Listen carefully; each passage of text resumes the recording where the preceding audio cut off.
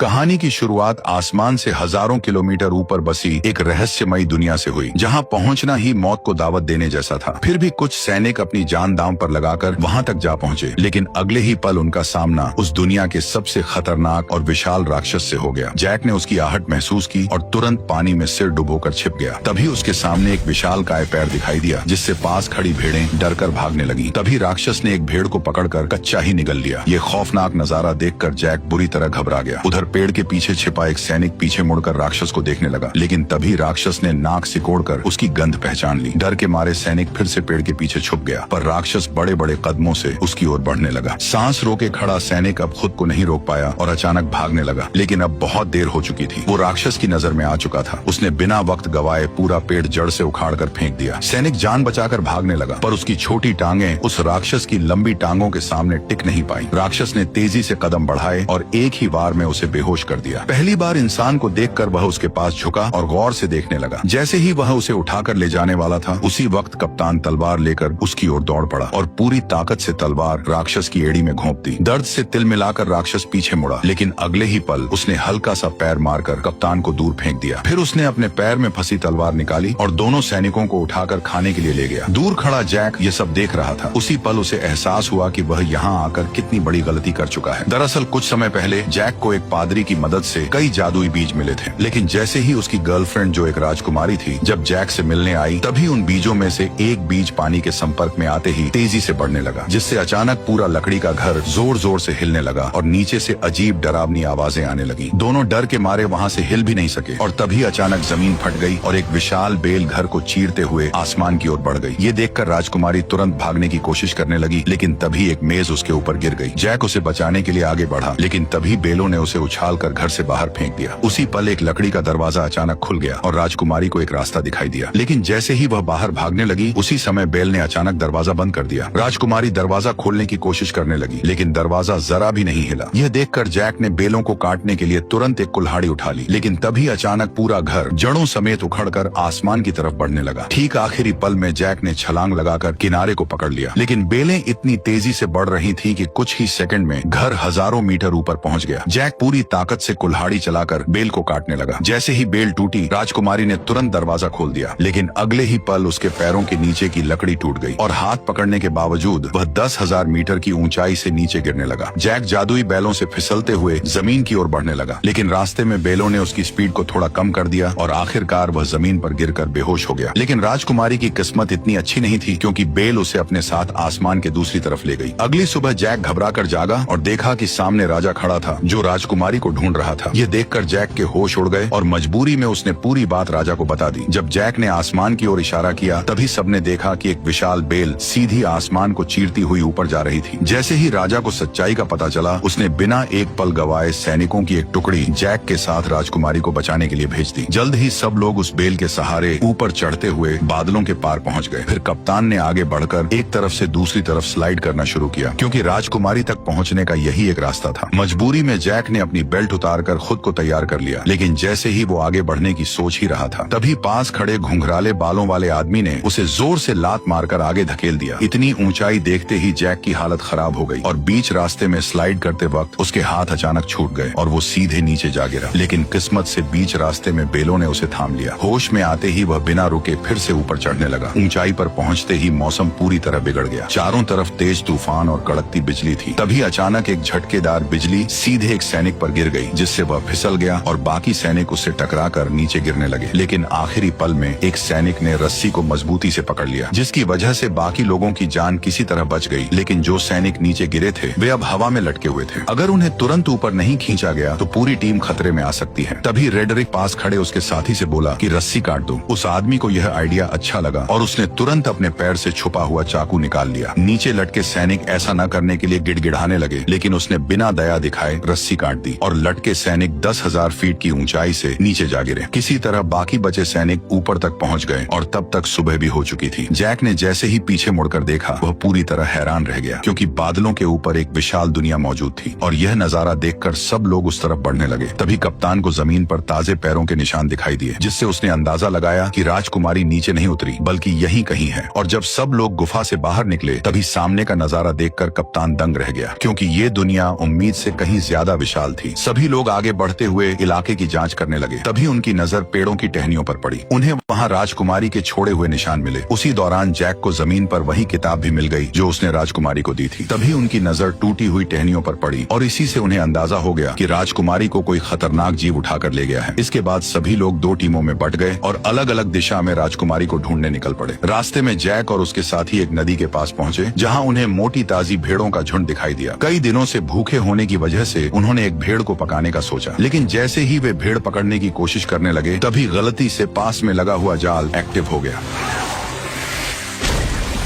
Jack ने तुरंत अपना चाकू निकाला और पूरी ताकत से जाल काटने लगा। उधर कप्तान भी रस्सी काटने की कोशिश कर रहा था, लेकिन तभी उसकी नजर एक अजीब चीज पर पड़ी। पास के सारे कौवे अचानक घबराकर उड़ गए और सारी भेड़ें भी एक साथ दूसरी दिशा में भागने लगी। कप्तान को कुछ शक हुआ, पर वो फिर भी रस्सी काटता रहा और जैसे तैसे वे दोनों जाल से निकल आए। लेकिन तभी जंगल से डरावनी आवाज गूंज उठी और उसी पल एक विशालकाय दानव उनके सामने आया और दोनों सैनिकों को पकड़कर अपने साथ ले गया। जैक चुपचाप दानव के पीछे पीछे चलने लगा ताकि सही मौका मिलते ही वो साथियों के साथ राजकुमारी को भी बचा सके। दूसरी तरफ रेडरिक दोनों सैनिकों के साथ एक चट्टान के किनारे पर पहुंच गया। गंजे आदमी को लगा कि इस तरह ढूंढते रहना बेकार है और वह कोई दूसरा रास्ता खोजने के लिए आगे बढ़ने लगा। लेकिन तभी रेडरिक ने अपनी चाल चल दी। अरे देखो, वो रही इजाबेल। जैसे ही गंजा आदमी वापस मुड़कर चट्टान के पास आया तभी रेडरिक ने मौके का फायदा उठाकर उसे सीधे गहरी खाई में धक्का दे दिया।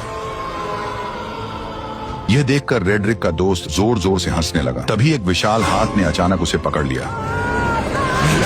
ठीक उसी पल पीछे से एक और पहाड़ जितना बड़ा दानव उसके सामने आ गया। रेडरिक डर के मारे वहीं जमीन पर गिर पड़ा और जल्दी जल्दी अपने बैग में कुछ ढूंढने लगा। लेकिन जैसे ही दानव उसे पकड़ने के लिए हाथ बढ़ाने लगा, ठीक उसी पल रेडरिक ने एक चमकता हुआ ताज बाहर निकाल लिया। ताज को देखते ही दानव वहीं रुक गए, मानो किसी अदृश्य ताकत ने उन्हें जकड़ लिया हो। दरअसल ये एक जादुई ताज था। जिसके हाथ में भी ये शक्तिशाली ताज होता, दानव उसकी हर बात मानने को मजबूर हो जाते। उधर जैक दानव का पीछा करते करते उनके ठिकाने तक पहुंच गया और वहाँ का नजारा देखकर वह हैरान रह गया, क्योंकि चारों तरफ खूबसूरत झरने और ऊंचे ऊंचे पहाड़ थे जो किसी स्वर्ग से कम नहीं लग रहे थे। वहीं पर 2 सिर वाला दानव राजकुमारी को एक पिंजरे में कैद किए हुए था। फिर वह उसे बाकी दानवों के पास ले गया जहां सारे दानव इकट्ठा होकर उसकी तरफ देखने लगे। तभी वो दानव भी लौट आया जिसने कप्तान और उस मोटे सैनिक को पकड़ा था। उसने उन दोनों को लाकर पिंजरे के पास फेंक दिया। यह देखकर 2 सिर वाले दानव को शक हुआ कि शायद और भी इंसान यहाँ मौजूद हैं। इसलिए उसने जमीन पर पड़े एक मोटे सैनिक को पकड़ लिया और उसकी गर्दन मरोड़कर उसे जिंदा ही निगल लिया। इसके बाद दानव ने उसके कवच को बाहर थूक दिया। पर जैसे ही वो दानव कप्तान को धमकी देने लगा कि वह राजकुमारी को भी खा जाएगा, तभी पास से एक आवाज आई जिसने सबका ध्यान अपनी तरफ खींच लिया। दरअसल वो आवाज किसी और की नहीं बल्कि उसी गद्दार रेडरिक की थी। उसके सिर पर पहने ताज को देखते ही बाकी सभी दानव तुरंत घुटनों के बल झुक गए और उसी पल उसका असली प्लान सबके सामने आ गया। वह सीधे 2 सिर वाले दानव के सामने गया और उसे घुटनों पर आने का हुक्म दिया। उसके सिर पर ताज देखकर 2 सिर वाला दानव मजबूरी में झुक गया और फिर रेडरिक उसके चेहरे पर पैर रखकर धीरे धीरे चलते हुए सिंहासन की ओर बढ़ गया और उसी पल से रेडरिक दानवों की दुनिया का नया राजा बन गया। उसने इंसानों पर हमला कर पूरी दुनिया जीतने का ऐलान कर दिया। उसकी बातें सुनकर दानव सेना बहुत ज्यादा खुश हो गई, पर 2 सिर वाले दानव के दिमाग में कुछ और ही चल रहा था। उधर दानव ने कप्तान को पकाने के लिए उठाकर सीधे चिपचिपे आटे पर फेंक दिया। वह जितना छटपटाया उतना ही उसमें फंसता चला गया। तभी दानव आगे बढ़ा और उसने कप्तान के ऊपर मुट्ठी भर आटा पटक दिया। इसके बाद दानव ने बड़ी ही घिनौनी हरकत की।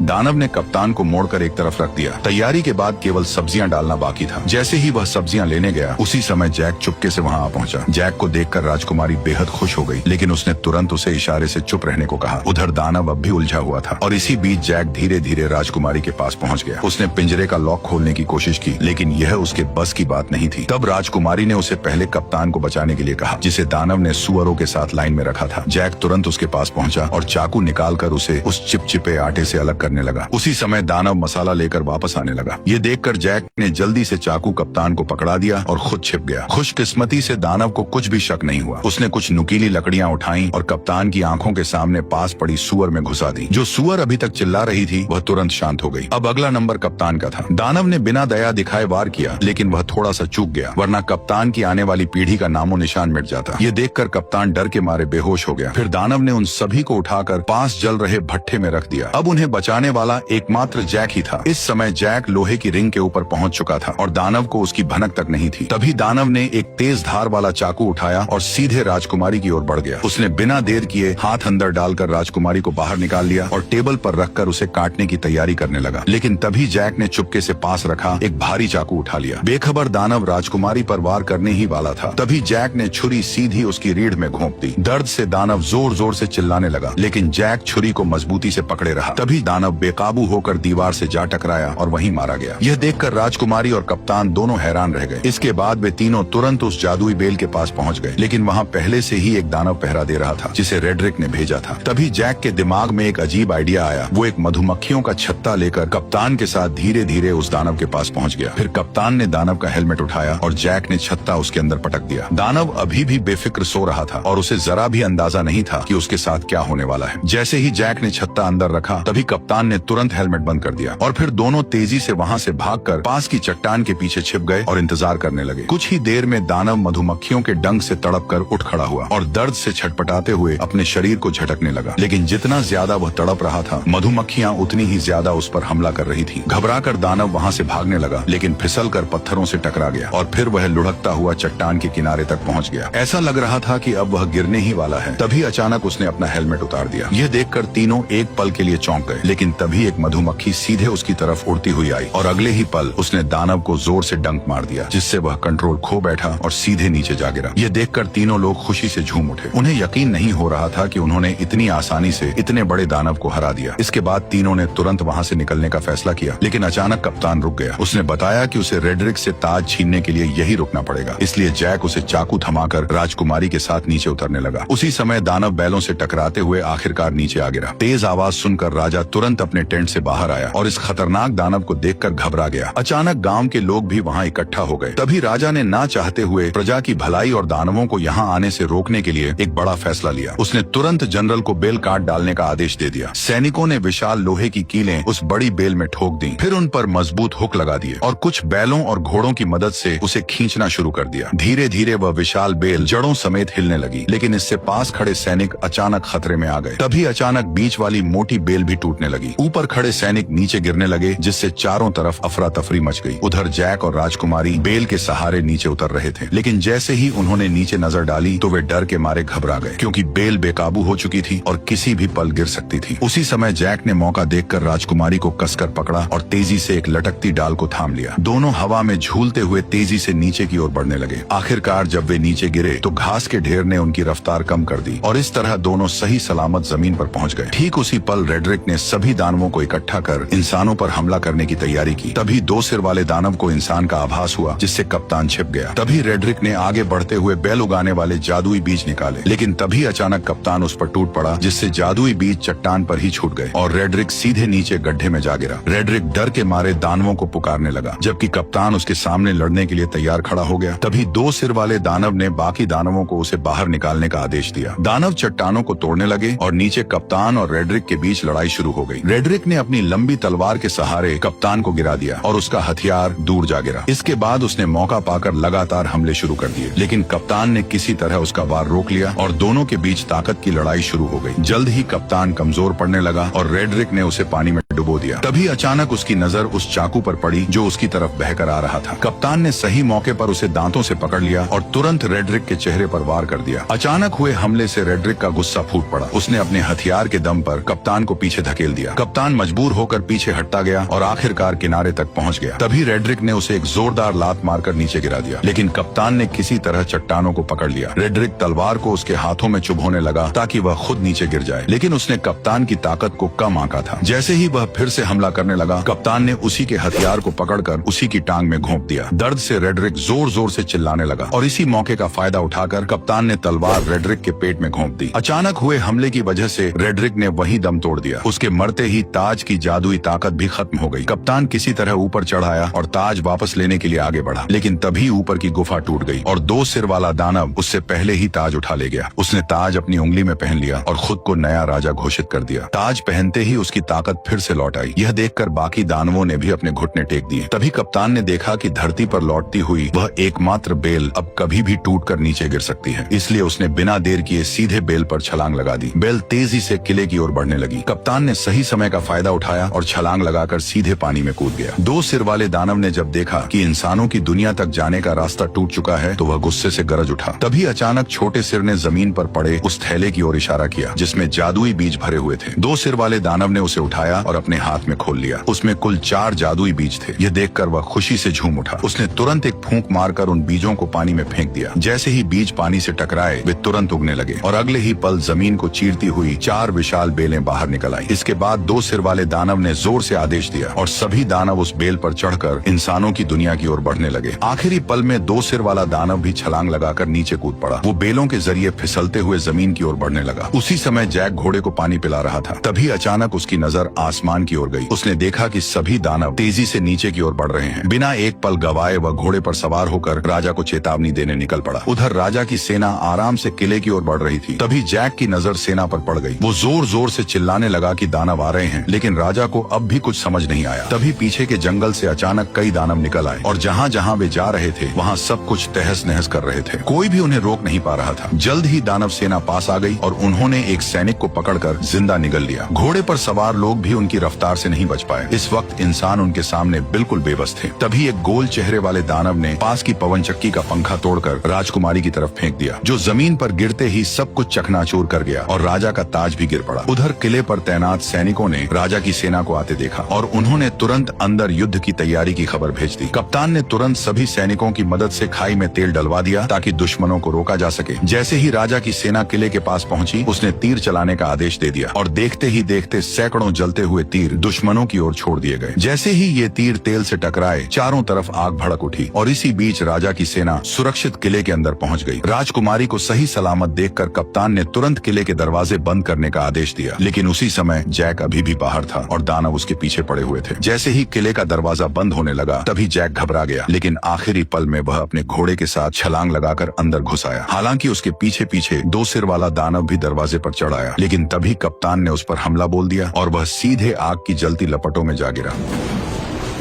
जल्द ही आग ने उसे पूरी तरह घेर लिया, लेकिन हैरानी की बात यह थी कि उसके अपने लोग भी उसे बचाने नहीं आए, बल्कि बस खड़े खड़े उसे जलते हुए देखते रहे। उधर लोग अभी आपस में बात ही कर रहे थे कि अचानक आसमान से एक बड़ा लोहे का घंटा तेजी से किले की ओर आया। उसने दीवार को ध्वस्त कर दिया और सीधे नीचे जा गिरा। इससे पहले कि कोई कुछ समझ पाता, अचानक युद्ध का बिगुल बज उठा। तभी 2 बड़े लोहे के हुक किले के दरवाजे की तरफ फेंके गए, जिन्हें दानव मजबूती से खींचने लगे। तभी इंसानों और दानवों के बीच खींचतान शुरू हो गई। असल में यह सब गोल चेहरे वाले दानव का प्लान था, जिसने और ज्यादा दानवों को बुलाकर किले के दरवाजे को तोड़ने का आदेश दिया। अंदर का माहौल पूरी तरह अफरा तफरी में बदल गया। राजकुमारी जैक को लेकर किले के अंदर की तरफ भागी। उधर बूढ़े राजा ने सभी सैनिकों को आदेश दिया कि वे दानवों को रोकने के लिए क्रॉसबो का इस्तेमाल करें। जल्द ही और भी दानव आ गए और उन्होंने पूरी ताकत से खींचना शुरू कर दिया। तभी कप्तान के आदेश पर सैनिकों ने कई सारे क्रॉसबो छोड़ दिए, जो सीधे लकड़ी के दरवाजे पर जा लगे। सटीक निशाना लगते ही सैनिक तुरंत क्रॉसबो गाड़ियों को पीछे खींचने लगे। किले की सेना टुकड़ियों में बट गई और राजा भी मदद के लिए आ गया। वो कप्तान से दानवों की कमजोरी पूछ ही रहा था कि तभी आसमान से एक जलता हुआ पेड़ गिरा, जिसने सैनिकों को अलग अलग बिखेर दिया।